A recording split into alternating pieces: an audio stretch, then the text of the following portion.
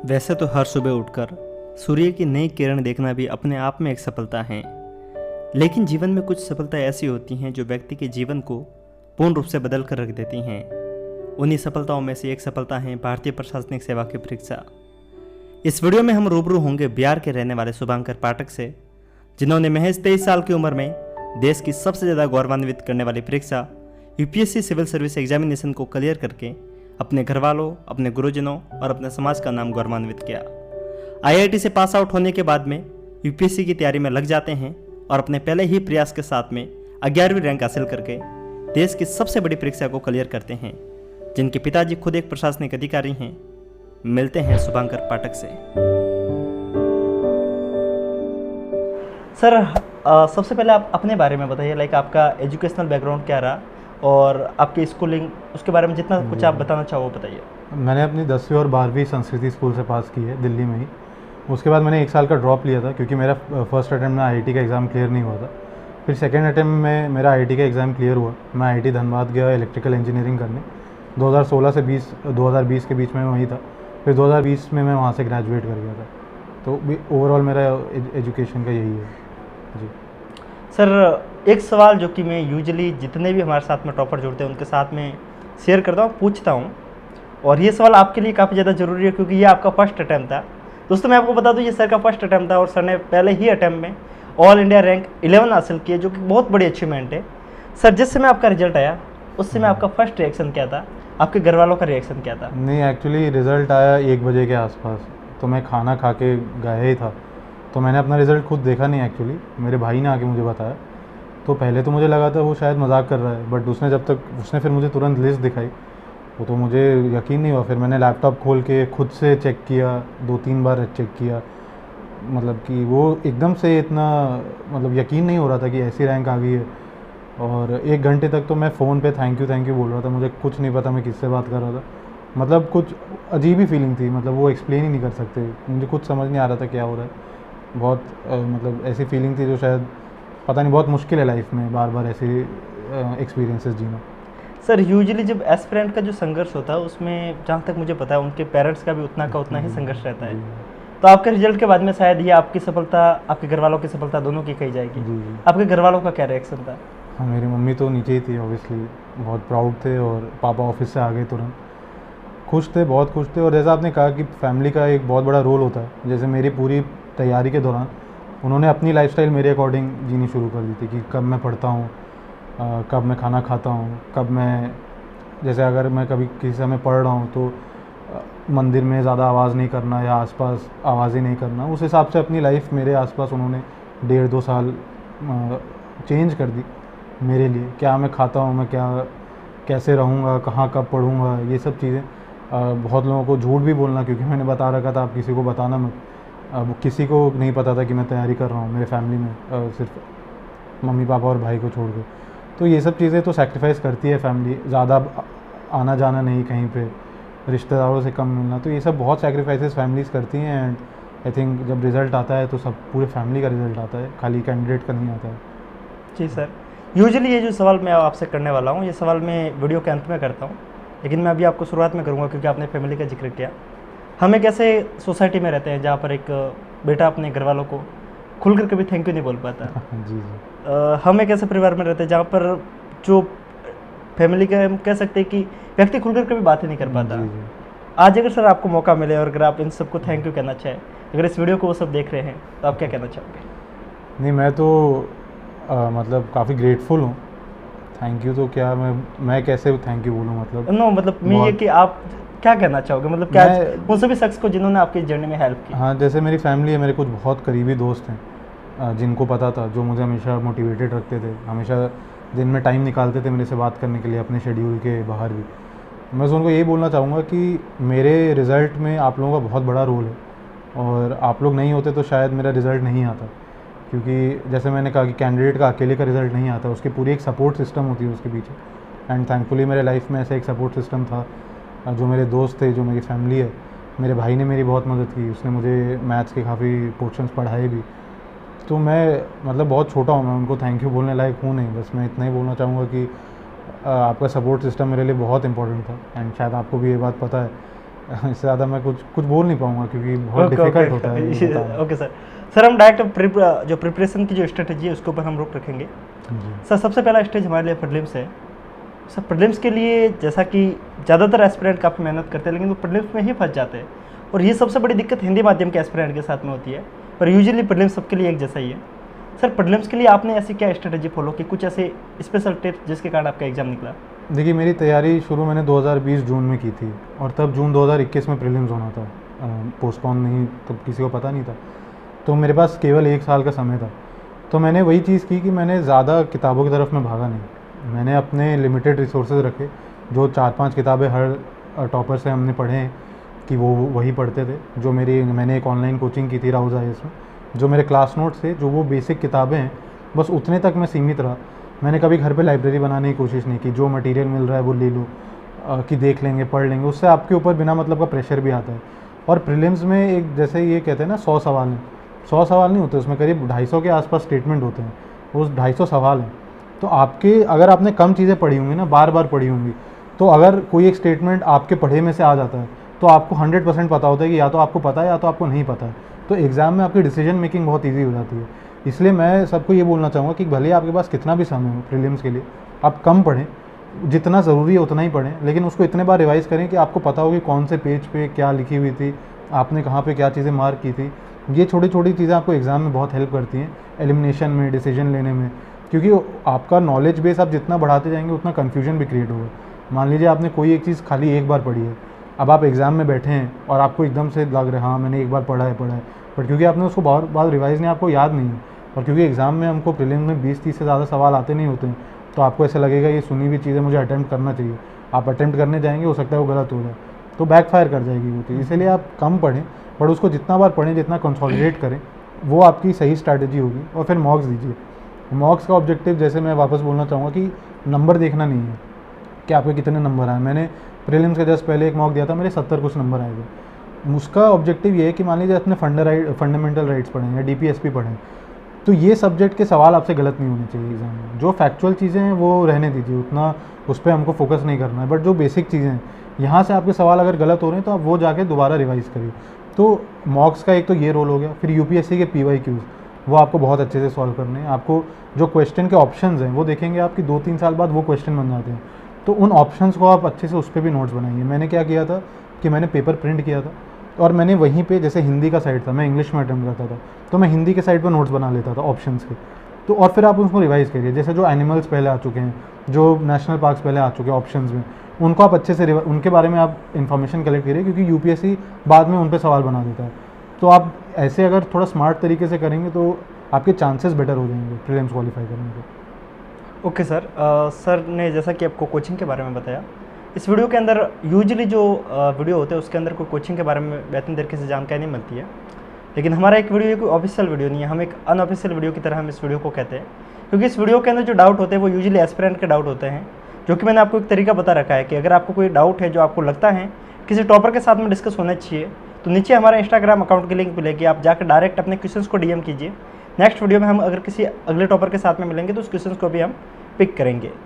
Sir आपकी journey के दौरान आपने काफ़ी कोचिंगों से हेल्प ली होगी, जी। उन सभी कोचिंगों के नाम जो कि जहाँ से आपने मॉक टेस्ट दिए या फिर जहाँ से आपने मेंस के आंसर राइटिंग की प्रैक्टिस की, जी। उनके बारे में बता दीजिए। मैं यहाँ पे छोटा सा डिस्क्लेमर लेना चाहूँगा कि हमारा उद्देश्य 1% भी ये नहीं है कि हम किसी कोचिंग को प्रमोट करें, लेकिन जो सही जानकारी है वो आप तक पहुँचे, इसका हमारा काम है और ये हम कर रहे हैं।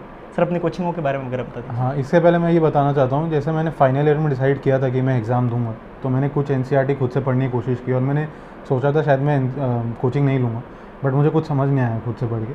तब इसलिए मैंने फाइनल ईयर जब ग्रेजुएट करने के बाद डिसाइड किया कोचिंग मुझे लेनी पड़ेगी, और क्योंकि मैं फाइनेंशियली अच्छे बैकग्राउंड से था तो मैंने कोचिंग ली थी। मैंने राउज़ IAS में ऑनलाइन कोचिंग ली थी। उस समय जब लॉकडाउन लगा था तो बहुत सारे कोचिंग बंद हो गए थे, उन्होंने क्लासेस बंद कर दी थी। राउज़ IAS ने ऑनलाइन कोचिंग स्टार्ट की थी, तो मैं यहाँ पर एनरोल हुआ। तो मेरी जो पूरी GS की बेसिक तैयारी है वो राउज़ IAS में मैंने की है। आंसर राइटिंग के लिए मैंने एक वरुण जैन सर हैं, उन्होंने 4 बार मेंस दिया और 2 बार इंटरव्यू दिया। अनफॉर्चुनेटली उनका हुआ नहीं, तो वो एक लाइव आंसर राइटिंग सेशन करवाते थे, तो मैंने वो ज्वाइन किया था और वो मेरे लिए बहुत हेल्पफुल थी। शायद वो मेरे इस पूरे जर्नी का one of the best decision था कि मैंने वो, क्योंकि मुझे समझ आ गया था कि ना मैं टाइम पे लिख पाता हूँ, ना मेरे पास इंट्रोडक्शन कंक्लूजन है, ना जो मुझे आता है वो भी मैं नहीं लिख पाता हूँ ठीक से। तो वो एक बहुत इंपॉर्टेंट स्टेप था, एक मैंने वो लिया था। और राउज़ आईएएस में क्वालिटी इंप्रूवमेंट प्रोग्राम होता है प्रीलिम्स, क्योंकि मैं उनका स्टूडेंट था तो मैं उसका पार्ट भी था, प्रीलिम्स के पहले भी मेंस के पहले भी, तो वो बहुत इंपॉर्टेंट था। वहाँ से सवाल भी काफ़ी आ गए थे एग्ज़ाम में, तो शायद उसका बहुत बड़ा रोल था, क्योंकि पढ़ी हुई चीज़ें आ जाती हैं तो आपका नेचुरली चांस बेटर हो जाता है सिलेक्शन पे। ऐसा नहीं है कि राउज़ आईएएस में सब कुछ बहुत बढ़िया है, लेकिन ओवरऑल मुझे बहुत पॉजिटिव लगा उनका। एक तो वो फीडबैक के लिए रिसेप्टिव रहते हैं, मैंने उनको बहुत से फीडबैक्स भी दिए, नेगेटिव दिए काफ़ी बार, और वो हमेशा इम्प्रूव करते हैं। राउज़ आईएएस की फोकस मैगज़ीन है, वो इसके लिए रहती है आपकी करंट अफेयर्स के लिए, तो मैं वही पढ़ता था मंथली एडिशन। मैंने लास्ट में कोई कंपाइलेशन नहीं पढ़े, मैंने मंथली मैगज़ीन ही बार बार रिवाइज़ किए थे, 4 से 5 बार। और राउज़ आईएएस का एक डीएनएस आता है, डेली न्यूज़ सिंप्लीफाइड, तो वो मैं 1.5-2 महीने शुरू में देखा था, जब मुझे समझ नहीं आता था पेपर कैसे पढ़ते हैं, क्या पढ़ना होता है। वो मैंने 1.5-2 महीना देखा, जब मुझे समझ आ गई चीज़ें फिर मैंने वो देखना बंद कर दिया था। लेकिन वो भी अच्छा इनिशिएटिव है, अगर किसी को न्यूज़पेपर पढ़ने में दिक्कत आती है आप उसके साथ रेफ़र करिए उसको, मैंने भी स्टार्टिंग में किया था। मैथ्स के लिए मैंने आईएमएस के नोट्स उठा लिए थे, मेरा मैथमेटिक्स ऑप्शनल है, तो मैंने आईएमएस के नोट्स ले लिए थे, क्योंकि जैसे मैंने कहा बहुत कम समय था, मैं किताबें पढ़ नहीं सकता था, तो मैंने बस नोट्स उठाए, उन्हीं को सॉल्व किया। और एक यूट्यूब पे मैथोक्रेट चैनल है शिवराज गुर्जर सर का, वो 300+ उन्होंने अपने टाइम में मैथ्स में स्कोर किया हुआ है, वो बहुत ही अमेजिंग और एग्ज़ाम ओरिएंटेड चैनल है। और जो सबसे टफ पार्ट्स हैं मैथ्स के सिलेबस के, फिजिक्स के पोर्शन हो गए, fluid dynamics, real analysis, modern algebra, ये पोर्शन उन्होंने बहुत अच्छे से कवर कराएं, तो मैंने उनकी बहुत हेल्प ली और मैं उनसे डायरेक्ट टच में भी रहा टेलीग्राम के थ्रू, तो उन्होंने भी मेरी बहुत हेल्प की। तो मोटा मोटी ये 2-3 मेरे सोर्सेज थे। सर मॉक टेस्ट के लिए? हाँ, मैंने मॉक इंटरव्यू दिए थे। Mock test? अच्छा, प्रीलिम्स के लिए जैसे मैं तो राउज़ आईएएस का स्टूडेंट था, तो मेरे पास उनके 50-60 मॉक टेस्ट थे, और बाकी फिर मैंने क्या कि मैंने ऑनलाइन आ जाते हैं PDF वगैरह टेस्ट के, मैं वहाँ से डाउनलोड करके मैंने फुल मॉक टेस्ट दिए थे। तो मैंने कोई कोचिंग में एनरोल नहीं किया था, जो मुझे ऑनलाइन टेस्ट मिल गए मैंने वो ले लिया। यस। हाँ एंड सर बाकी इसके साथ में जैसे कि आपने न्यूज़पेपर के बारे में बताया, जी। आप सर न्यूज़पेपर को डेली बेसिस पे पढ़ते थे? हाँ जी। और कौन सा पढ़ते थे? और एक ये सवाल ऐड भी करना चाहूँगा कि आप न्यूज़पेपर से नोट्स बनाते थे? हाँ, मैं द इंडियन एक्सप्रेस पढ़ता था, और उसका रीज़न ये था कि फाइनल ईयर में जब मैंने डिसाइड किया था मैं पढ़ूंगा, तब इंडियन एक्सप्रेस का ऑनलाइन पेपर फ्री आता था, तो इसलिए मुझे वो पढ़ने की आदत। ना अभी भी फ्री है? अच्छा, वो अभी भी फ्री है। अच्छा, तो मैं वही पढ़ता था घर पे भी, फिर तो मैं घर पे पढ़ने लगा, डेली पढ़ता था, सिर्फ इंडियन एक्सप्रेस पढ़ता था। बहुत लोग हिंदू बोलते थे, बट मुझे इंडियन एक्सप्रेस स्पेशली जो उनका एक्सप्लेन सेक्शन है वो काफ़ी अच्छा लगता है, तो मैं वही पढ़ा। मैं कभी हिंदू मैंने आज तक नहीं पढ़ी, और मैं आज भी पेपर पढ़ रहा हूँ, तो ये मेरी अच्छी आदत एक एग्ज़ाम ने लगा दी है। मैं नोट्स बनाता था पेपर से, बट मैं वही नोट्स बनाता था जो मैं मेंस में रेप्लिकेट कर पाऊँ, जो अगर मुझे कोई चीज़ें अच्छी लगती थी, क्योंकि अच्छा एनेक्डोट है कहीं। जैसे मैं बताना चाहूँगा कि ऐसे का पेपर जो था हमारा मेंस के, जैसे 1 हफ्ते पहले एक अरुणाचल प्रदेश के किसी एक मिनिस्टर का एडिटोरियल आया था, तो उनका एक बहुत अच्छा एनेक्डोट था बुद्धा जी के, लॉर्ड बुद्धा के ऊपर, तो वो मैंने फिर अपने ऐसे में रेप्लिकेट किया था, क्योंकि मैंने जस्ट 1 हफ्ते पहले पढ़ा भी था, बहुत अच्छा एनेक्डोट था। तो मैं ऐसे चीज़ें उठाता था, जैसे जो कंटेंशियस इशूज़ हैं, जैसे मैरिजेबल एज पे विमेन जो बढ़ाने की बात हुई थी, उस पर काफ़ी डिबेट चल रहा था, तो कुछ जो अच्छी चीज़ें मुझे लगती थी मैं वहाँ से उठा लेता था। ट्रांसजेंडर पे बहुत इशूज़ चल रहे थे, मैं वहाँ से, तो बहुत स्पेसिफाइड चीज़ें, ऐसा नहीं कि मैंने पूरा न्यूज़पेपर उतार दिया है, बट आप नोट्स तभी बनाएं अगर आप रिवाइज़ कर पाएँ। जैसे मैंने बताया कि मैं एक ही मैगज़ीन पढ़ता था और मैं एक पेपर पढ़ता था, तो मैं नोट्स बनाता था, तो वो इसलिए बनाता था क्योंकि मैं रिवाइज़ कर पाता था। अगर आप इस एग्ज़ाम में कोई भी चीज़ ऐसी है जो आपको लगे आप रिवाइज़ नहीं कर सकते, आप मत छूइए उसको। जैसे शंकर आइस के एनवायरनमेंट की किताब है 400 पेज की, मुझे पता था मैं पढ़ भी पाया तो एक बार पढ़ पाऊँगा, रिवाइज़ कभी नहीं कर पाऊँगा, तो मैंने वो किताब खोली ही नहीं कभी, ना आज तक देखी है।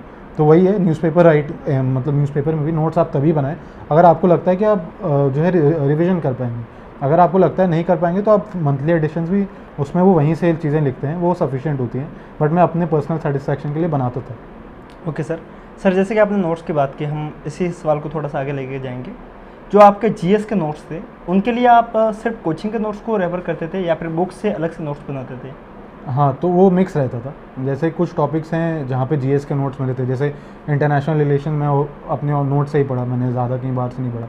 बट जैसे सोसाइटी है, तो सोसाइटी का हर एक जो लाइन है, salient features of Indian society, urbanisation और पॉपुलेशन इशूज़, ये जितनी चीज़ें हैं, इस पर फिर मैंने अपने कुछ को 1.5 पेज के नोट्स बनाए, जिसमें मैं क्लास नोट्स को कंडेंस करता चला गया और जो इंपॉर्टेंट चीज़ें हैं उसमें लिखता चला गया। तो मैं ऐसे 1 से 1.5 पेज का हर एक टॉपिक के मैंने नोट्स बनाए थे, और वो सब्जेक्ट टू सब्जेक्ट डिपेंड करता है। जैसे गवर्नेंस है, उसमें भी आपको बनानी पड़ती है education, health, women, children, senior citizen, इन सब चीज़ों पे, तो गवर्नेंस पे भी मैंने बनाए। पॉलिटिक्स के फिर मैंने से नहीं बनाए, क्योंकि पॉलिटी में हम लक्ष्मीकांत भी पढ़ते हैं, क्लास नोट भी मुझे इनफ लगते थे। तो वो सब्जेक्ट टू सब्जेक्ट डिपेंड करता था कि मेरी कितनी इंटरेस्ट है सबसे पहली बात, और कितना मुझे हेल्प करेगा एग्जाम में। क्योंकि ऑलरेडी अगर पॉलिटी के मेरे नोट्स अच्छे बने थे, मॉडर्न हिस्ट्री के नोट्स अच्छे बने थे, तो उनको दोबारा बनाने की मुझे ज़रूरत लगी नहीं। जो मेन स्पेसिफिक चीज़ें हैं कुछ कुछ, जैसे इंटरनल सिक्योरिटी हो गया, सोसाइटी हो गया, इन चीज़ों के लिए, डिज़ास्टर मैनेजमेंट, इनके लिए मैंने हर टॉपिक के एक एक डेढ़ पेज के नोट्स बनाए थे अलग से, जो जिसमें क्लास नोट्स का भी थोड़ा थोड़ा पार्ट इंक्लूडेड रहता था। ओके सर, बाकी दोस्तों मैं आपको बीच में बताना चाहूँगा कि जो सर के नोट्स है हम ट्राई करेंगे कि उनकी कुछ पीडीएफ्स को बनाकर अपने टेलीग्राम ग्रुप में डाल दें, ताकि आपको समझ में आ जाएगा कि नोट्स बनाने में किन किन पॉइंट को फॉलो करना है, या फिर आपको ये समझ में आ जाएगा कि टॉपर्स नोट्स कैसे बनाते हैं। इसके लिए आप डिस्क्रिप्शन में जाइएगा, आपको टेलीग्राम ग्रुप की लिंक मिलेगी, उसको सब्सक्राइब कर लीजिएगा। सर हम अगले पॉइंट की तरफ बढ़ते हैं, जो कि इस बार थोड़ा सा यूनिक रहेगा, क्योंकि जिस समय मेंस का पेपर हुआ था उस समय ऐसे के अंदर देखा गया था कि फिलोसॉफिकल ऐसे काफ़ी आए थे। एंड इस बार मैंने मार्कशीट जैसा कि आपको बताया था, सब जितने भी टॉपर्स थे हमने ट्राई किया था करीब टॉप 10 मार्कशीट को दिखाई जाए, जिसके अंदर ऐसे में बहुत कम लोगों के अच्छे मार्क्स आए। सर ऐसे के लिए जो फिलोसॉफिकल पोर्शन है उसको कवर करने के लिए कुछ स्पेसिफिक टिप्स? हाँ, जैसे इस बार मेरे ऐसे में 135 नंबर है, काफ़ी, तो इस बार के लिए वो रिलेटिवली अच्छे मार्क्स हैं। तो अगर आप देखें, ये बहुत बड़ा सरप्राइज़ नहीं था कि यूपीएससी ने खाली फिलोसफिकल टॉपिक्स डाले। ये आप 2-3 साल से देखेंगे यूपीएससी फिलोसफिकल टॉपिक्स ही ज़्यादा डाल रही है, तो आपको उसके लिए प्रिपेयर्ड होना पड़ेगा। मैं भी उसके लिए प्रिपेयर्ड था, बट इस बार टॉपिक्स भी थोड़े अटपटे जैसे थे, ये बात भी सच है। तो फिलोसफिकल ऐसे में एक तो सबसे बड़ी अच्छी बात ये होती है कि आप बहुत ब्रॉड डायमेंशन में सोच सकते हैं, कि अगर मान लीजिए आपको कोई विमेन पे ऐसे लिखना है या हेल्थ पे ऐसे लिखना है, जैसे पिछले साल पेट्रियार्की पे था, तो ऐसे का टॉपिक ही ऑलरेडी हल्का सा लिमिटेड होता है, उसको आपके पास ज़्यादा डायमेंशंस कवर करने के भी हल्की सी स्कोप कम होती है। फिलोसफिकल ऐसे में आप अपनी क्रिएटिविटी ला सकते हैं, तो वो क्रिएटिविटी आपकी अगर दिख जाएगी और अगर आप टॉपिक से रिलेट कर देंगे उसको, तो वो इंपॉर्टेंट होता है। इसलिए फिलोसफिकल ऐसे में एक्चुअली सबसे बड़ी दिक्कत ये होती है कि हमको सोचना ज़्यादा पड़ता है। सबसे पहली बात तो होती है कि हमको टॉपिक समझ आए कि नहीं। अगर आपको टॉपिक समझ आ रहा है तो आप तब उसके बाद ही लिखें। अगर आपको टॉपिक नहीं समझ आ रहा, आप कुछ और लिख दे रहे हैं, भले ही आपने बहुत अच्छा लिखा हो, बट अगर वो टॉपिक से ही रिलेटेड नहीं है, आपको मार्क्स नहीं मिलेंगे। तो सबसे इंपॉर्टेंट चीज़ है कि आप टॉपिक समझें कि पूछ क्या रहे हैं, प्रीवियस ईयर क्वेश्चन देखें, और जब आप ऐसे की प्रैक्टिस भी करते हैं तो आप फिलोसफिकल ऐसे पे थोड़ा फोकस ज़्यादा रखें। और उसके बाद आप देखिए कि आप हर, जैसे GS 1, 2, 3, 4, इन हर में, जैसे GS 1 में सोसाइटी, हिस्ट्री, ज्योग्राफी, उस टॉपिक से रिलेटेड आप क्या क्या लिख सकते हैं। जैसे इस बार मैंने जो एक ऐसे लिखा था कि फिलोसफी ऑफ वांटलेसनेस इज़ यूटोपियन। तो जब मैंने समझ गया ये टॉपिक क्या बोलना चाह रहा है, कि अगर आपकी कोई इच्छाएं नहीं है तो ये ये इम्प्रैक्टिकल चीज़ है, हर इंसान की कुछ इच्छाएं होती है, ये मैं समझ गया। तो जब मैं GS 1 में मैंने हिस्ट्री देखा, तो हिस्ट्री में सबसे पहले मुझे स्ट्राइक किया कि लॉर्ड बुद्धा जो है, वो हम ऐसे बताते हैं कि मध्यम मार्ग में थे, ज़्यादा उनकी इच्छाएं नहीं थी, बट अगर हम देखें तो उनकी भी इच्छा सैल्वेशन की थी, निर्वाणा की थी। तो कहीं ना कहीं हर किसी की कुछ ना कुछ इच्छा होती है।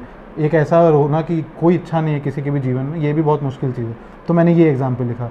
फिर जैसे मैं फिर वहाँ देखा GST साइंस एंड टेक्नोलॉजी में, फिर मैंने वो लिखा कि अगर आपकी इच्छा ही नहीं होंगी तो साइंस एंड टेक्नोलॉजी में आप कभी आगे नहीं बढ़ पाइएगा। इंसान कभी आग नहीं इन्वेंट करता, कभी सर्कल नहीं इन्वेंट होता, गाड़ियाँ नहीं इन्वेंट होती, एयरप्लेन नहीं इन्वेंट होता। तो ऐसे अगर आप लिंक करते जाएंगे चीज़ों को, तो उसको पढ़ने में भी अच्छा लगेगा। और थोड़े एग्जाम्पल्स रखिए और बार बार उसको दिखाइए कि हाँ, फिलोसफी ऑफ वांटलेसनेस इज यूटोपियन। फिर इसके मैंने दूसरे पहलू भी डाल दिए कि हाँ, मतलब ये कुछ हद तक सही भी हो सकता है। तो उसमें मैंने एग्जाम्पल डाले, जैसे मदर टेरेसा हैं, उन्होंने इतना काम किया गरीबों के लिए, उनको कुछ रिटर्न में वापस नहीं चाहिए था।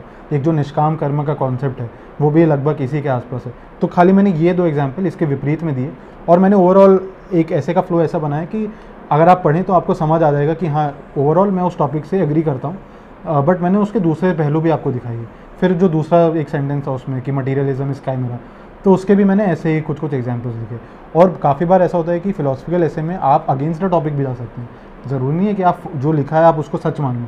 बहुत लोगों के साथ ये गलती करते हैं कि वो बिलीव कुछ और करते हैं, बट क्योंकि टॉपिक कुछ लिखा होता है तो वो वैसा लिख देते हैं जो आपका लगता है कि इस टॉपिक के सत्य है, जो आपको उससे रिलेट कर पाते हैं। आप उसके अगेंस्ट भी जा सकते हैं। बस आपका एक कोहेरेंट फ्लो होना चाहिए और एग्जामिनर को लगना चाहिए कि हाँ, टॉपिक ये समझ गया है, और जो मुझे एग्जाम्पल्स दे रहा है और जो ये मुझे बात बताना चाह रहा है, ये मुझे समझ आ रही है। और आपको कोई हाई फाई इंग्लिश या हिंदी नहीं लिखनी है कि आप इतनी भारी अंग्रेज़ी या हिंदी लिख दें कि किसी को समझ ही ना आए, क्योंकि ऐसे आपके जो थॉट प्रोसेस है उसको देखने का एक तरीका है। तो आप इतना ही भारी अंग्रेज़ी में ना, नॉर्मल इंग्लिश या नॉर्मल हिंदी की बहुत ज़्यादा शुद्ध अंग्रेज़ी हिंदी लिखने लगे जो एग्जामिनर को ही ना समझ आए, तो ऐसे का पर्पस ही डिफीट हो जाता है। नॉर्मल इंग्लिश, थोड़ा टॉपिक समझिए और प्रैक्टिस करिए। फिलोसफिकल ऐसे आप प्रैक्टिस करेंगे तो ही बेहतर होगा। तो मैंने हर हफ्ते 1-2 ऐसे लिखता था, और जिसमें फ़िलासफ़िकल ऐसे मैं जान के लिखता था, और जब मैं मॉक भी देता था तो मैं ट्राई करता था मैं एक तो ज़रूर लिखूँ। तो आई थिंक उसका हेल्प मुझे मिला फाइनल एग्ज़ाम में। तो आपको प्रैक्टिस भी वैसे ही करनी है। सर आपके इन्हीं बातों के साथ में एक सवाल जो कि आपने बताया वोकैब को लेकर, यूजली एस्पिरेंट सवाल करते जो कि इंग्लिश मीडियम से है या फिर हिंदी माध्यम से है, कि वोकैब के अंदर क्या ससित रूर जैसी इंपॉर्टेंट वोकैब वो लिखनी जरूरी है या फिर नॉर्मल जो कि हम यूजली एनसीईआरटी में पढ़ते हैं वैसे? जी जी, एकदम बिल्कुल आपने सही कहा। जैसे एनसीईआरटी में अंग्रेज़ी लिखी है, हाँ। बहुत सिंपल इंग्लिश लिखी है, वो अगर उन कुछ टेक्निकल चीज़ भी एक्सप्लेन करते हैं तो बहुत मतलब ऐसे ही अंग्रेज़ी में लिखते हैं कि किसी को भी पढ़ के समझ आए। तो आप वहाँ एकदम मतलब ऐसा ना लिख दें कि जो है आप, हो सकता है आप सही चीज़ लिख रहे हैं बट सामने वाले को समझ ही ना आए। और फिलोसफिकल ऐसे में ये एक दिक्कत होती है कि जिनका PSIR या फिलोसफी ऐसे बैकग्राउंड होते हैं, वो कहीं ना कहीं हो सकता है बहुत टेक्निकल चले जाएं और बहुत खुश हो जाएंगे कि अरे ये तो हमारे टॉपिक से आ गया, और वही उसी में खाली वहाँ अपना और मल्टी डायमेंशनल ना बना पाएँ, क्योंकि वो एकदम अपने ऑप्शनल की तरह घुस जाएंगे। तो ये इससे भी आप बचें अगर आपके पास ऐसा ऑप्शनल है। और जैसे मैंने कहा कि बहुत ज़्यादा आप टेक्निकल हो जाइएगा तो वो आपके लिए लॉस है, क्योंकि एग्जामिनर आपसे खुश नहीं होने वाला है। आपको ऐसे की नीड समझनी होगी, ऐसे कि आप देखेंगे भी अगर उन्होंने क्या लिखा है, तो वो बस इतना चाहते हैं कि जो आपके थॉट प्रोसेस है वो ठीक से रिफ्लेक्ट हो।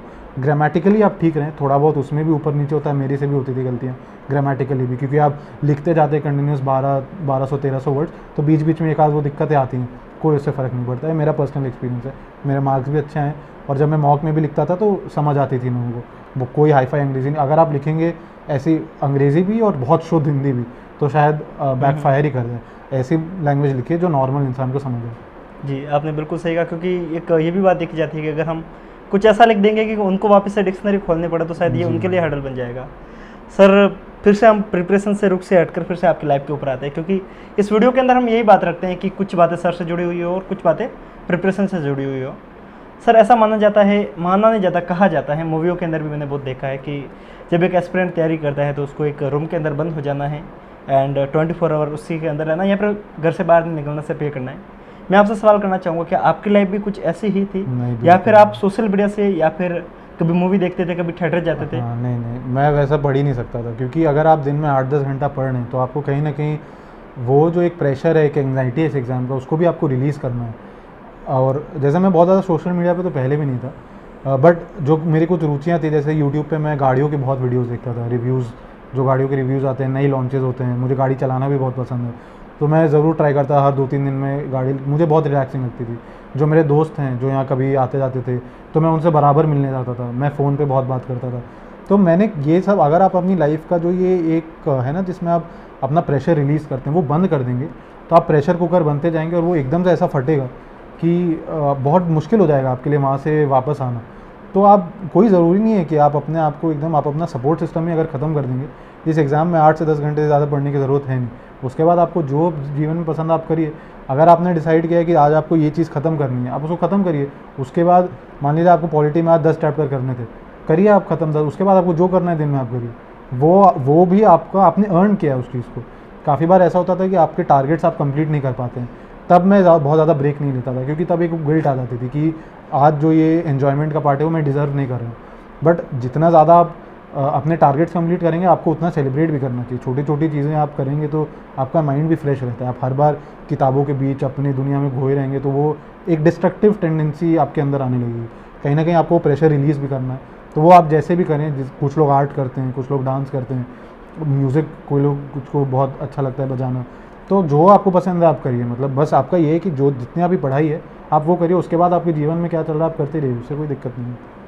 सर आपने यहाँ पे एक बात बोली, इसी बात को मेरे पिछली बार एक वीडियो डाला था, उसके अंदर किसी ने कमेंट की थी, आपके उस कमेंट को मैं यहाँ पर पिक कर रहा हूँ। जैसा कि सर आपने बोला कि 8 से 9 घंटे पढ़ाई के अंदर भी यूपीएससी क्लियर किया जा सकता है, लेकिन एक कमेंट कुछ ऐसी आई थी कि हम 11 घंटे पढ़ते हैं फिर भी हमारे से कांस्टेबल का एग्जाम नहीं निकल रहा है, तो 8 घंटे में कैसे यूपीएससी निकाला जाता है? क्योंकि इसके अंदर जो इफेक्टिव पढ़ने का जो तरीका है उसके अंदर आप क्या फॉलो करते थे, क्या ऐसा तरीका है इफेक्टिव पढ़ने का? हाँ, मतलब ये कुछ लोगों के साथ दिक्कत होती है, और एक्चुअली दिक्कत ये हो जाती है कि वो मेहनत बहुत कर रहे हैं, बट शायद जिस चीज़ में मेहनत करनी है वो नहीं कर रहे।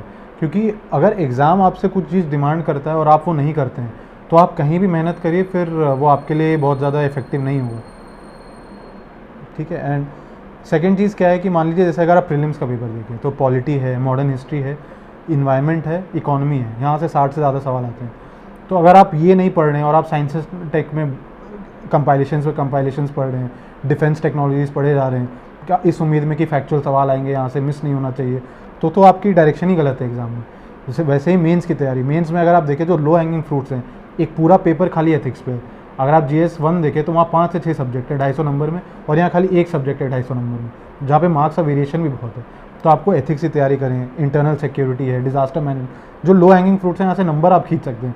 और आप पढ़े जा रहे हैं, मान लीजिए मॉडर्न हिस्ट्री आप बहुत ज़्यादा पढ़ रहे हैं, या एंशिएंट मिडीवल आप बहुत पढ़ रहे हैं, जहाँ से आपको पता है ऐसे भी मार्क्स थोड़े कम रहते हैं GS 1 2 3 में। तो आई थिंक अगर आप अपनी मेहनत सही दिशा में करेंगे तब उसका फल आपको मिलेगा। अगर आप गलत दिशा में मेहनत करते जाएंगे तो फिर तो आप कितनी भी मेहनत कर लीजिए, वो आई थिंक अगेन उसका फल आपको नहीं मिलेगा। तो सही दिशा होना ज़रूरी है। जी दोस्तों, मैं आपको एक और बात बता दूं कि जो सर ने भी अपने रिसोर्सेज बताया, हम ट्राई करेंगे कि सर के रिसोर्सेज पे एक अलग से सेपरेट वीडियो बना के दे दें आपको, ताकि आपको एक एक रिसोर्सेज के बारे में जानकारी मिल जाएगी। सर, हम फिर से प्रिपरेशन के ऊपर कुछ सवाल करते हैं मेंस के आंसर राइटिंग को लेकर। मार्केट के अंदर एक डर सा बना हुआ है कि मेंस के आंसर राइटिंग बहुत ज़्यादा ज़रूरी है, पहले दिन से ही आपको करनी पड़ेगी, तभी आप सक्सेस हो पाएंगे। आपका इसके ऊपर क्या कहना है और आप किस हिसाब से प्रैक्टिस करते थे? नहीं, पहले दिन तो आप क्या आंसर लिखेंगे? मतलब आपने जब पढ़ा ही नहीं है तो आप आंसर कैसे लिखेंगे? अब पहले दिन से आपको आंसर राइटिंग, और ये हर सब्जेक्ट पे डिपेंड भी करता है। जैसे पॉलिटी और मॉडर्न हिस्ट्री है, अगर आपने ये सब्जेक्ट खत्म कर लिए उसके बाद आप इनके आंसर राइटिंग कर सकते हैं, क्योंकि पॉलिटी के सवाल में पॉलिटी से बाहर का कुछ नहीं होता, मॉडर्न हिस्ट्री के सवाल में भी मॉडर्न हिस्ट्री के बाहर का कुछ नहीं होता। वहाँ पर ये इंटरलिंकेजेस करना, मल्टी डायमेंशनल आंसर लिखने का कोई मतलब ही नहीं है, ये स्टैटिक सब्जेक्ट्स हैं। तो आप ये इनसे पढ़िए, मतलब एक बार जब आपका ये पार्ट खत्म हो जाए इनके आप आंसर लिख सकते हैं। बट जैसे सोसाइटी जैसे सवाल है, या इंटरनेशनल रिलेशन जैसे सवाल है, ये ऐसे सवाल है कि जब तक आपका पूरा एक कॉम्प्रिहेंसिव आपको अंडरस्टैंडिंग नहीं हो जाएगी तब तक एक मल्टी डायमेंशनल आंसर आप लिख नहीं पाएंगे। तो शुरू से फर्स्ट डे आंसर राइटिंग का कोई सेंस नहीं बनता। आप अपने ऊपर ज़बरदस्ती प्रेशर डाल देंगे कि लिखा नहीं जा रहा, कुछ समझ नहीं आ रहा, पेन नहीं चल रहा, आप डर जाएंगे, और फिर आप जब सही टाइम होगा लिखने का तब भी आप नहीं लिखेंगे इस डर के कारण। फर्स्ट डे से मत करिए। कुछ टॉपिक्स पर जैसे पॉलिटी, मॉडर्न हिस्ट्री जब खत्म हो जाए आप तब आंसर राइटिंग स्टार्ट करिए, देखिए उनके टॉपिक्स पे आप आंसर कितना याद कर पाते हैं, कितना लिख पाते हैं। सेकंड होता है कि एक टाइम आता है आपके एग्ज़ाम में जब आपकी तैयारी काफ़ी कॉम्प्रिहेंसिव हो जाती है, जब आप सारे सब्जेक्ट्स पढ़ चुके होते हो, आप चीज़ें लिंक करना शुरू कर देते हो, तब आपको आंसर राइटिंग शुरू करनी चाहिए। एंड शुरू में हर कोई ख़राब आंसर लिखता है। शुरू में क्या, एग्ज़ाम में भी हम ख़राब आंसर लिख के आते हैं, इसलिए नंबर भी कम आते हैं।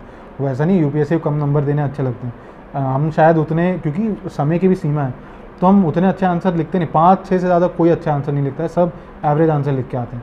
तो शुरू में मैं जैसे 10 मार्कर भी 20 मिनट में लिखता था, तो बहुत डर लगता था कि पता नहीं कभी पेपर भी ख़त्म हो पाएगा, लिखेंगे क्या करेंगे। वो प्रैक्टिस से धीरे धीरे आती है। नहीं पे जैसे मैंने आपको बताया वरुण जैन सर का मैंने कोर्स लिया था, वो टाइम बाउंड मैनर में आंसर लिखवाते थे। वहीं पे मुझे समझ आया था कि भाई मेरे से टाइम में आंसर ही नहीं लिखा जाता, लिखा क्या जाता है, कंप्लीट छोड़िए, शायद स्टार्ट ही नहीं किया जाता है उस 7 मिनट के अंदर या 10 मिनट के अंदर 15 मार्कर के लिए। तो धीरे धीरे रियलाइजेशन होती है, फिर आपको समझ आता है कि अच्छा आपको आंसर्स लिखने कैसे हैं। कि अगर बहुत सारे UPSC बार बार एक शब्द यूज़ करता है वाटरशेड मोमेंट, तो वाटरशेड मोमेंट का मतलब हुआ कि पहले जो थी और अब जो थी उसमें बहुत चेंज आ गया। और हम क्या करते हैं, वाटरशेड मोमेंट देख के जो बाद की चीज़ें हम वो लिख देते हैं। जैसे मान लीजिए महात्मा गांधी जी का आना फ्रीडम मूवमेंट में एक वाटरशेड मोमेंट था, तो हम क्या करेंगे, महात्मा जी के आने के बाद की सारी कहानी लिख देंगे, हम उनके पहले ही कहानी लिखेंगे ही नहीं। अगर आप उनके पहले के 4-5 पॉइंट लिख दें और फिर आप बताइए कि महात्मा गांधी जी ने आके उसको चेंज कैसे किया, भले ही आप कम पॉइंट लिखे लेकिन आपका आंसर किसी एक ऐसे व्यक्ति से जिसने 10-12 पॉइंट लिख दिए खाली सेकंड पार्ट में, उससे बेहतर होगा, तो आपको मार्क्स ज़्यादा मिलेंगे। तो जितने आप प्रैक्टिस करेंगे ये चीज़ आपको उतनी समझ आती रहेगी। और जैसे कुछ टॉपिक हैं, जैसे मान लीजिए एग्रीकल्चर में वो किसी साल वाटर स्ट्रेस पूछते हैं और इस साल उन्होंने पूछ दिया कि माइक्रो इरिगेशन आपको कैसे बढ़ा, इसका आंसर लगभग सेम। इंट्रोडक्शन वही मेरी सेट थी कि नीति आयोग के कॉम्पोजिट वाटर मैनेजमेंट इंडेक्स का डेटा, और कंक्लूजन में मेरे गुजरात का एक भंगरू मॉडल था, बस बीच का थोड़ा बहुत बदल जाती है चीज़ें। तो जब आप आंसर राइटिंग करना शुरू करते हैं ना, धीरे धीरे करें, तो आपको ये चीज़ें समझ आने लगती हैं और गाइडेंस आपको सही मिले, जैसे मुझे वरुण सर का मिल गया था। और QIP में भी राउज IAS ने, जो मेरे कुछ मेंटर्स थे, वैभव सर ने बहुत हेल्प किया।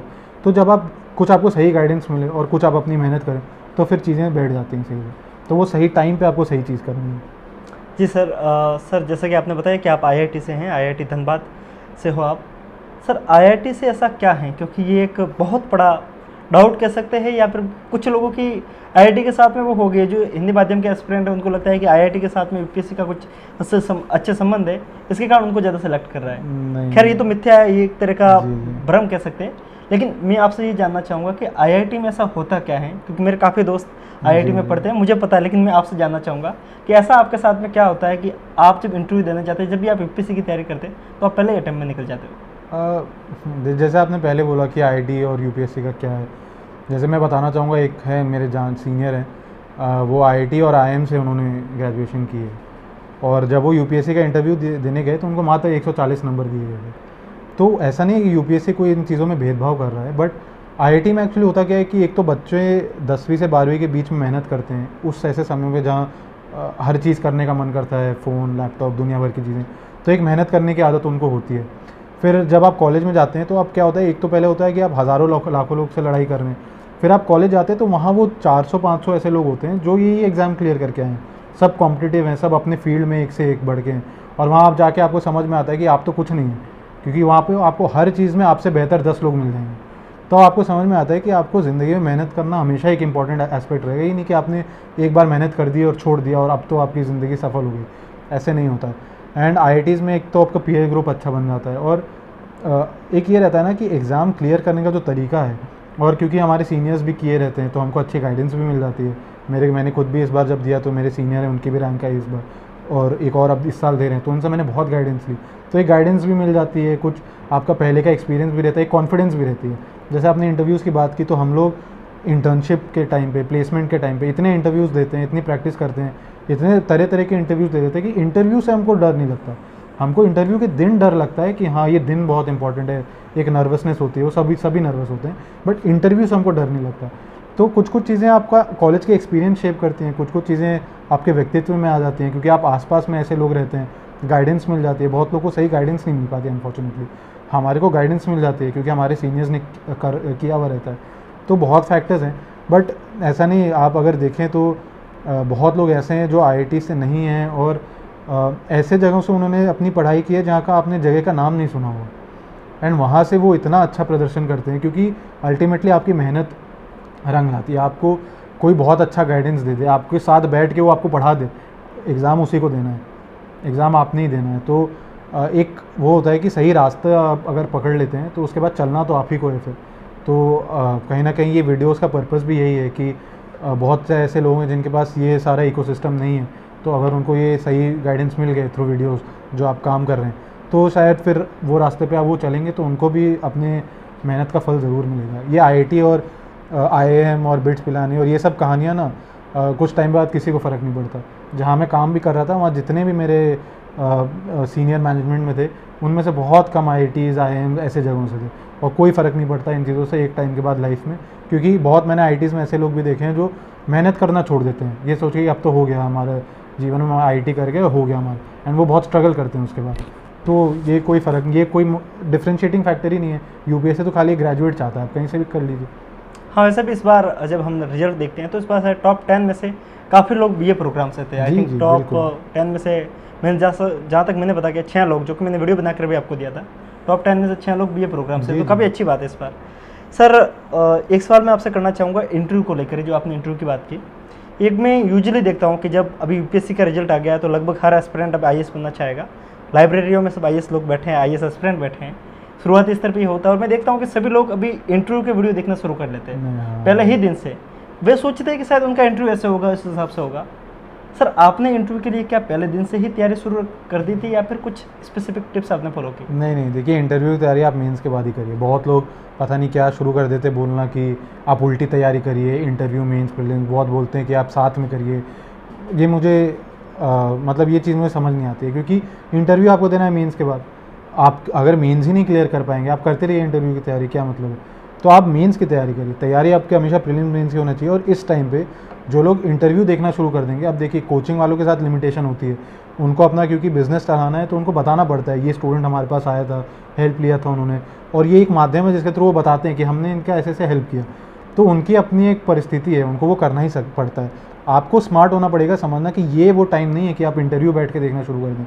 इंटरव्यू देखने में भी अच्छा लगता है ना कि देखो ये यहाँ फंस गया, या इसने ऐसा इतना अच्छा जवाब दे दिया, क्या अभी हम दे पाएंगे कि नहीं, इसकी जगह पे मैं होता, हाँ अब मैं ये बोलता, ऐसे करता, या मेरे पे जवाब नहीं आ रहा। वो देखने में बहुत मज़ा आता है, लेकिन वो तो 30-40 मिनट आपका खा जाता है। फिर आप एक के दूसरा देखते हैं, फिर आके एक ही का और देखना शुरू कर देते हैं, तो वो आपका बहुत टाइम खा जाता है। आप इंटरव्यू की तैयारी तब करिए जब समय आता है। जब वो जो मैंने कहा, इस एग्ज़ाम में आप सही समय पे सही चीज़ें करिए। अगर आप जैसे फर्स्ट डे से प्रीलिम्स की तैयारी करने लगेंगे, वही है, प्रेशर कुकर आपका इतना बढ़ जाएगा फैक्ट्स के साथ कि जब एक पीक करने का टाइम आता है ना प्रीलिम्स की तैयारी में, आप तब वहाँ गिर जाइएगा, और फिर आप कितनी भी तैयारी कर लीजिए, आप हमेशा रेस के पीछे रहिएगा।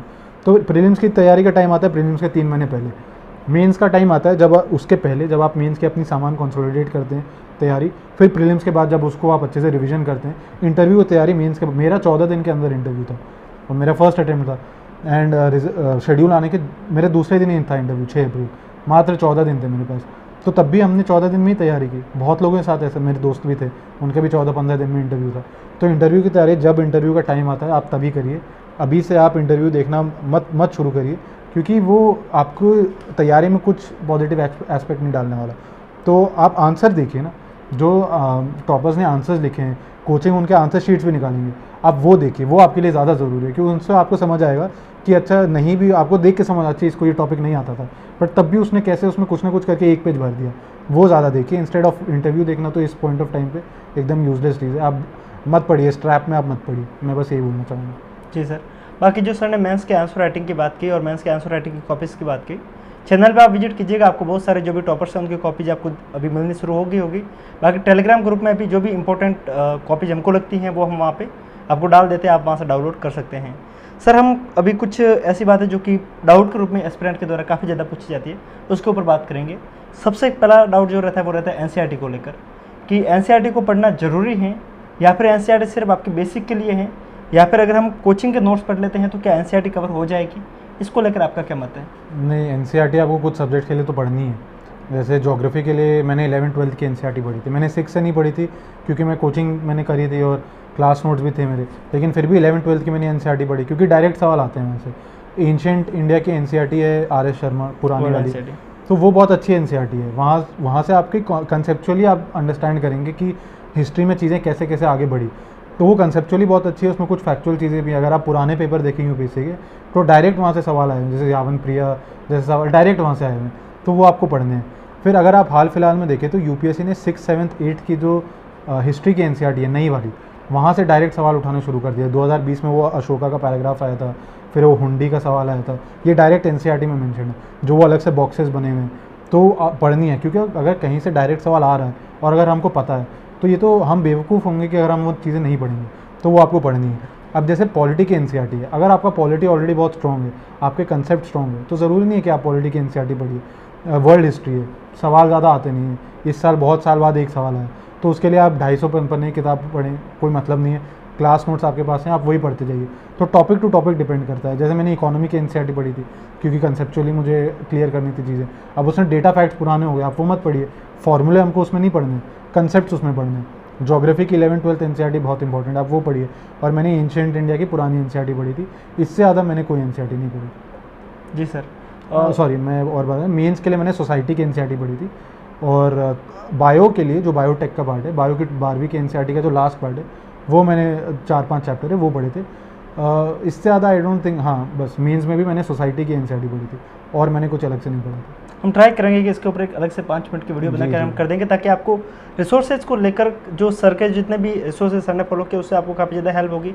एंड सेकंड थिंग, सर का ये पहला प्रयास था और सर ने पहले प्रयास में ही इतनी बेहतरीन रैंक हासिल की हैं। तो मुझे जहाँ तक पता है कि ये जो सर के रिसोर्सेज है, ये आपको जरूर से ज़्यादा हेल्प करेंगे, क्योंकि सर के रिसोर्सेज मिनिमम है और उनका रिविजन बहुत ज़्यादा है। सर एक सवाल मैं आपसे करना चाहूँगा यूट्यूब को लेकर, क्योंकि काफ़ी एस्पिरेंट अभी मैं देखता हूँ कि एस्पिरेंट की छोड़ो, मैं चैनल को देखता हूँ अभी यूट्यूब के ऊपर, दिन में करीब 20-20 वीडियो अपलोड करते हैं। लाइक कोई अच्छी छोटी सी घटना होगी, लाइक श्रीलंका के प्रधानमंत्री ने क्या कर दिया, एक छोटी सी वीडियो बनाकर डाल दी और पूरे दिन देखते रहते हैं उसको। सर आपने यूट्यूब से कोई हेल्प ली? और एक ये सवाल मैं आपको रेड करना चाहूँगा, लाइक अभी मैं यूट्यूब पे ये भी देखता हूँ कि कुछ एक वीडियो 3-3, 4 या 5-5 घंटों की होती है किसी एक सिंगल टॉपिक के लिए। ऐसा माना जाता है कि वो कंसेप्चुअल क्लैरिटी के साथ में आपको डिटेल में आपको जानकारी मिलेगी। ये कितना यूज़फुल है? क्या आपने इसको कभी इन्जॉय किया या फिर कभी आपने इसको पढ़ा? मैंने कभी देखा ही नहीं, क्योंकि मुझे पता है एक तो ये एग्ज़ाम के लिए इंपॉर्टेंट नहीं है, और दूसरी बात जैसे मैंने कहा कि अगर मैं 5 घंटे की वीडियो देखूंगा, मैं उसको कभी रिवाइज़ ही नहीं कर पाऊंगा। और 5 घंटे अगर आप देखते चले जाएंगे, वो आप पे एक तो इतना स्ट्रेस आता है, ओवरलोड ऑफ इन्फॉर्मेशन हो जाएगा कि 5 घंटे के अंदर वो सब कुछ ठूसने की कोशिश कर देंगे। नहीं है, ज़रूरी नहीं है। आप अपनी सेल्फ स्टडी करिए, जो नोट्स हैं, जो आपके बेसिक मटेरियल हैं, आप उनको बार बार पढ़िए। आप इंटरनेट पे जितना, यूट्यूब पे इन सब चीज़ों में टाइम अपना व्यर्थ करेंगे, आपका पढ़ने का समय वो खींचेगा। एंड आप हमेशा देखिए, अगर आप 5 मिनट कम पढ़ रहे हैं तो आपसे कोई 5 मिनट ज़्यादा पढ़ने के लिए हमेशा तैयार है। और 8 से 10 घंटे मैंने बोला, वो 8 से 10 घंटे आप अपनी बेसिक्स तैयार करिए। अब जैसे मुझे कभी कुछ डाउट्स आते थे ज्योग्राफी में, तो मैं PMF IAS के वीडियोस देख लेता था, या राजस्थानी मैम के कुछ, या फिर मुझे कोई चीज़ नहीं समझ आई, मैंने यूट्यूब पे या गूगल पे डाला, सामने UPSC लिखा, बस उतना ही पढ़ा जितनी की मुझे ज़रूरत थी, उससे ज़्यादा मैंने पढ़ा ही नहीं कभी। अब श्रीलंका के PM ने क्या किया और मोदी जी कहाँ गए या हमारे राष्ट्रपति कहाँ गए, ये थोड़ी ना UPSC पूछने वाला है। तो ये ज़रूरत ही नहीं है हमको ये चीज़ें पढ़ने की। वो तो देखिए अगेन जैसे मैंने कहा, यूट्यूब का एक अपना एजेंडा है कुछ लोगों का, अब वो क्यों कर रहे हैं, क्या कर रहे हैं, वो अपना जाने। बट आप तो एक एस्पिरेंट हैं, आपको तो एग्ज़ाम देना है, तो आप वो एग्ज़ाम के लिए इंपॉर्टेंट नहीं है, आप क्यों देख रहे हैं वो चीज़ें। आप कुछ किताबें पढ़िए, नोट्स बनाइए, उसको रिवाइज़ करते रहिए। ये आप जितना करेंगे ना, आपको बहुत हेल्प मिलेगी। यूट्यूब के वीडियोज़ आप कम से कम जितना रखेंगे उतना बेहतर है। और ये मैराथन सीरीज़ तो मत देखा करिए, क्योंकि अगर आप उस पर डिपेंडेंट हो जाएंगे तो फिर आप अपनी पढ़ाई नहीं करेंगे। एंड वो जो आपको बताएंगे, आपको वही एक तो बहुत ज़्यादा इन्फॉर्मेशन एक बार में, एंड आपको लगेगा कि यही है जो करना है। बट वैसे तैयारी नहीं की, मतलब एटलीस्ट मेरे से नहीं हो पाती, हो सकता है कुछ नहीं किए हो, बट मेरे से तो नहीं हो पाती थी, मैंने नहीं की। और मैं जानता भी नहीं हूँ किसी ने जिसने ऐसे करी। और जैसे मैं कुछ लोगों को फॉलो करता था टॉपर, जैसे कनिष्क कटारिया सर हैं, 2018 के टॉपर हैं मैथमेटिक्स बैकग्राउंड के, मेरी बैकग्राउंड के थे, तो मैंने उनकी स्ट्रैटेजी वगैरह सब कुछ फॉलो की, डिट्टो जैसे उन्होंने किए मैं करते आया था। तो उन्होंने भी फर्स्ट अटेम्प्ट में निकाली थी, तो मैं उनको ही फॉलो करते आया। तो आप वैसे ही देखिए, जो लोग पहले कर चुके हैं वो क्या कर रहे हैं, वो मैराथन वीडियोस थोड़ी ना देख रहे हैं, तो हम क्यों देखेंगे, सीधी सी बात है। उसके बिना आप क्लियर कर रहे हैं आराम से पढ़ के, एक बार में 6 घंटे पढ़ने की ज़रूरत ही नहीं है। तो आप ऐसे पढ़िए जो कन्वेंशनल तरीका है, वहीं से जब अच्छा हो रहा है तो हम ये फालतू का स्ट्रेस क्यों लें अपने ऊपर। तो मैंने तो ऐसे नहीं की थी तैयारी। सर ये आपकी जो टिप्स है काफ़ी ज़्यादा हेल्पफुल होगी, क्योंकि जो मैराथन वीडियो होते हैं 11-11 घंटों के, 5-5 घंटों पे, उसके ऊपर मिलियंस में व्यू होते हैं। और जो 10 मिनट की वीडियो होती है, जैसे कि आपने ज्योग्राफी के लिए वीडियो लेक्चर पता है, जो काफ़ी बेहतरीन है, मैंने आपको कम से कम 10 बार सजेस्ट किए होंगे। अगर आपको फ्री में पढ़ना है तो यूट्यूब पे राजस्थान नील मैम के जो वीडियोज है काफ़ी हेल्पफुल है, पर वो छोटे छोटे वीडियो होते हैं, उनको लोग देखना कम प्रेफर करते हैं। उस 10 मिनट में वो पूरा कंसेप्ट आपको समझा देती हैं। और यहाँ पे आप घंटे घंटे देखेंगे, आपको समझ कुछ नहीं आएगा। और कहीं ना कहीं एक वो रटने वाला स्वभाव होता है कि आप ये याद करिए, ये याद करिए, ये याद करिए, बहुत ज़्यादा हो जाता है हेक्टिक, मत करिए। वो जो कंसेप्चुअल क्लैरिटी पे फोकस रहिए। कुछ सब्जेक्ट्स में याद करनी होती है, जैसे एंशिएंट इंडिया है, तो उस पर आप थोड़ा याद करिए। जहाँ कंसेप्ट चाहिए, जैसे ज्योग्राफी है, एकदम कंसेप्चुअल सब्जेक्ट है, इकोनॉमी है कंसेप्चुअल है, तो यहाँ आप कंसेप्ट डाउन करिए, क्योंकि UPSC भी कंसेप्ट ही पूछते हैं इन सब्जेक्ट से। और जहाँ याद करने वाली चीज़ें हो, याद करने वाली चीज़ें पूछते हैं, तो आप तैयारी भी वैसे ही रखिए। जी सर, अभी हम इंटरव्यू के लगभग अंतिम पड़ाव में, अब कुछ एक सवाल करेंगे और फिर इंटरव्यू को ख़त्म करेंगे। लेकिन जैसा कि सर ने बताया, सर का ऑप्शनल, मैथमेटिक्स ऑप्शनल है, इसके ऊपर हम आपको एक डिटेल में वीडियो बना के देंगे सर से। सो उसके लिए आप उस वीडियो को देखिएगा। इस वीडियो के अंदर हम ऑप्शनल को कवर करेंगे नहीं। सर जाते जाते कुछ ऐसे टिप्स जो आपको लगता है कि न्यू एस्पिरेंट को देनी चाहिए, जो अभी भी इस पड़ाव में आने वाले हैं, क्योंकि रिजल्ट के बाद में यूजुअली देखा जाता है कि एक बड़ा सा सैलाब UPSC की तैयारी करने के लिए आता है, उसमें से बहुत से कम लोग इसके अंदर चुन पाते हैं। तो उनके लिए आपकी क्या सजेशन रहेगी? उनको मैं यही बोलूँगा कि शुरू में ये एग्ज़ाम बहुत भारी लगता है, क्योंकि हमें लगता है इतना पढ़ना है, ये करना है, वो करना है, दुनिया भर की चीज़ें हमको करने के लिए होती हैं, तो ये एग्ज़ाम बहुत टफ भी लगता है। बट शुरू में आप छोटे छोटे टारगेट बनाइए कि आप पॉलिटी के लिए लक्ष्मीकांत जी की किताब लेके आएँ, मैं 10 दिन में 10 चैप्टर पढ़ूँगा, फिर देखेंगे समझ आ रहा है कि नहीं, क्लास के हिसाब से उसको अलाइन करूँगा। तो बहुत आपको हर चीज़ एक बार में तो पढ़नी नहीं है। जैसे मैंने कहा, हर चीज़ का सही समय आता है इस एग्ज़ाम में, आप सही समय के हिसाब से सही चीज़ें करते चले जाइए। और थोड़ा सा एग्ज़ाम में पेशेंस की ज़रूरत होती है। जैसे मैंने भी फर्स्ट अटेम्प्ट में निकाला, लेकिन 1.5 साल की तैयारी थी इसके पीछे, और फिर 1 साल का एग्ज़ाम का पैटर्न होता है। तो पेशेंस आपको थोड़ा चाहिए होता है। कंसिस्टेंसी बहुत इंपॉर्टेंट है कि आप 6 से 8 घंटे शुरू में, और फिर धीरे धीरे उसको 8 से 10 घंटे, बस उससे ज़्यादा ज़रूरत ही नहीं है।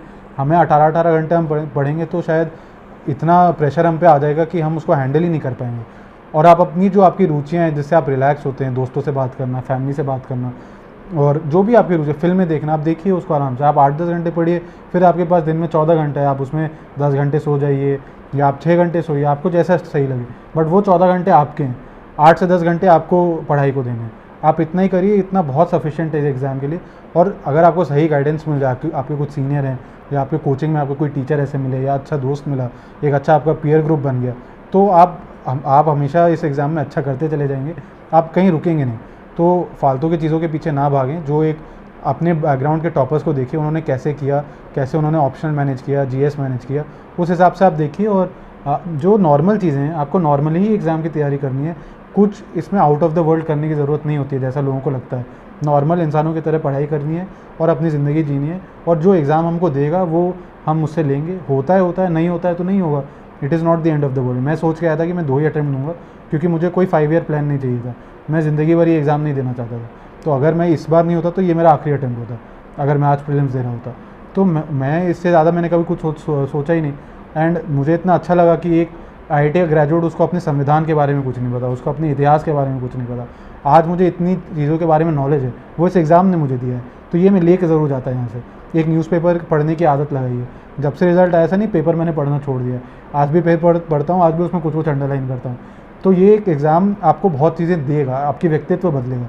तो आप रिज़ल्ट के ऊपर उतना मत फोकस करिए, प्रोसेस पे फोकस करिए, रिज़ल्ट अपने आप आएंगे। जी सर एक बहुत मजाक की बात बोल सकता है, या फिर ये सवाल मैंने लगभग 3 टॉपर्स के साथ में डिस्कस किया, सर के साथ में मैं करूँगा। अभी मैंने जब रिसेंटली जब कॉपी उसको दिखाया, टॉपर्स की मार्कशीट को दिखाया, तो उसके नीचे कम से कम मैंने 10 कमेंट एक जैसे पढ़ी कि भगवान इनके पड़ोसियों को और इनके दुश्मनों को ये सब कुछ सहने की क्षमता दे। ये कहने में बहुत बड़ा तंज है, कम शब्दों में कहा जाने वाला सबसे बड़ा तंज कह सकते हैं इसको। सर आपके लाइफ में भी कुछ ऐसे लोग होंगे जिन्होंने आपको डिमोटिवेट करने की कोशिश की होगी। अक्सर हम देखते हैं कि भाई आप इंजीनियर हो, आप इसके अंदर क्यों कर रहे हो, किसी प्राइवेट सेक्टर में काम करो, काफ़ी अच्छा प्लेसमेंट मिलेगा। सर आपको भी डिमोटिवेशन के लिए काफ़ी फैक्टर मिले होंगे, उनको आपने कैसे हैंडल किया? हाँ, देखिए समाज में कई तत्व के लोग हैं, हर किसी की अपनी सोच।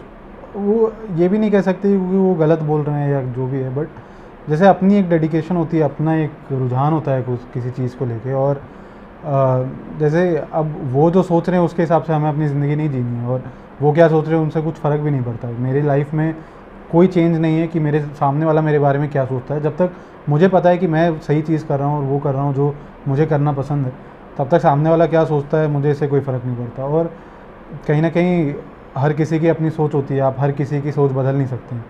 तो आप अपने चीज़ों पे फोकस रखिए, जो चीज़ें आपको आनंद देती हैं आप उसमें अपना दिमाग लगाइए। डिस्ट्रक्टिव एनर्जीज़ पे, नेगेटिव एनर्जी पे आप जितना दिमाग लगाइएगा उतना आपके लिए भी टफ होता चला जाएगा। और देखिए जो थोड़े नकारात्मक हैं, जो आपको उतना सपोर्ट नहीं भी करते, मैं तो यही चाहूँगा कि उनका भी आशीर्वाद बना रहे। एंड कभी आप सक्सेस हो जाते हैं तो चीज़ें अलग हो जाती है, अगर आप नहीं होते तो भी फिर उनको ऐसा लगता है कि जो वो सोच रहे थे सही थे। लेकिन वही आपको ये देखना होगा कि जिस चीज़ की आप तैयारी कर रहे हैं वो इन आपके सक्सेस से ऊपर की चीज़ है। जो अगर आप तैयारी करेंगे अच्छे से तो ही आपको ये चीज़ें समझ आएगी। इतना कोई फ़र्क नहीं पड़ता मुझे कि सामने वाला क्या सोच रहा है, तो मैंने इन चीज़ों पे कभी इतना ध्यान नहीं दिया। जी सर ने जो हमें टाइम दिया उसके लिए सर का बहुत बहुत धन्यवाद। और हम कोशिश, जहाँ तक हमें उम्मीद है, सर इस देश के भावी ऑफिसर बनकर सर देश को सर्व करेंगे। सर ने इतनी बेहतरीन अचीवमेंट हासिल की, वो भी सर ने पहले प्रयास में। सर को और सर के पूरे परिवार को सिविल एस्पिरेंट की टीम से हार्दिक बधाई। थैंक यू दोस्तों, ऐसे ही इन्फॉर्मेटिव वीडियोस के साथ में आपकी और हमारी किसी और टॉपर के साथ में इसी प्लेटफॉर्म पे फिर दोबारा मुलाकात होगी। तब तक के लिए हंसते रहिए, मुस्कुराते रहिए, साथ साथ में पढ़ते भी रहिए। फिर मिलते हैं, तब तक के लिए जय हिंद। जय हिंद।